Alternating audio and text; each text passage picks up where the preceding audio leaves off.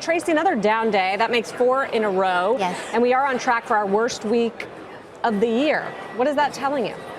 So that's telling us that right now there are a lot of concerns in the markets, and we're suggesting that the opportunity for risk and return is going to come very quickly here. So we're suggesting that investors pare back their holdings in U.S. equities right now, move that into cash, and we think that there may be an opportunity to deploy that cash later. Wow, this is a fairly bearish outlook then.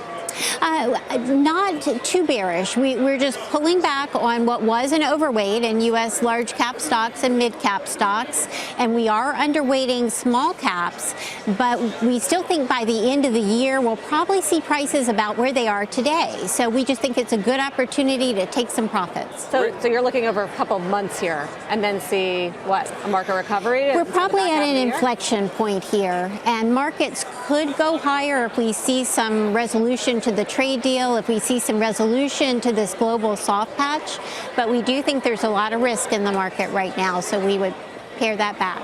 Rick, will the ECB ever be able to raise rates? You know, I don't think that it's an opportunistic time to be raising rates. I think some of those periods are in the rearview mirror. But it really is somewhat depressing in the marketplace. I mean, you look at euro versus the dollar and the dollar index. They're both at 20-month extremes. Dollar index to the upside of that timeline, the euro to the downside. Bond yields at 6 basis points. 28-month low close, going all the way back to October 16. And do keep in mind, Wolf, and I'm sure you remember, between about, what was it, June and September 16, 10-year bond yields were negative. You know, there is a huge weight on our markets from the impact of those sovereign drops. And I know listening to Tracie talk about it's going to be a rough patch, I think that's part of what's playing into the negative investor psychology as they watch these soft rates. And I think discerning how much to divvy up the slow growth between Europe, Japan, China, and the U.S. At this point, I think we're getting divvied up an inordinately large piece, and I think that's the way to think about it for the future of the equity markets and to some extent the fixed income markets as well. So Tracie, I mean, to Rick's point, euro is having its worst day today since last summer. I mean, this is a pretty big drop.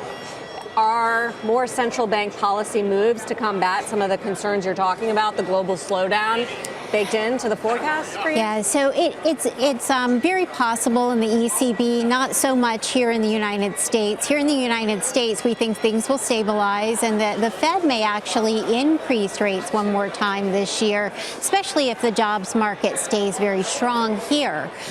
Looking at the Eurozone, though, we did reduce our GDP estimates for the Eurozone down to 1.2%, so right in line with where the ECB is. We're more cautious there. Tracie, in terms of what you like in the US, I'm interested that you like the financials. I mean, they're having a tough day today because of this move in rates that Rick just mentioned. That's right. Yes, but we do see rates moving higher by the end of the year, anywhere from 2.75 to 3% on the 10-year. So if we do move a little higher there, that could be good for banks. Banks are also extremely well valued here, so that's another reason for liking them. So you think yields are going higher, but now they're going lower. So what changes that trajectory?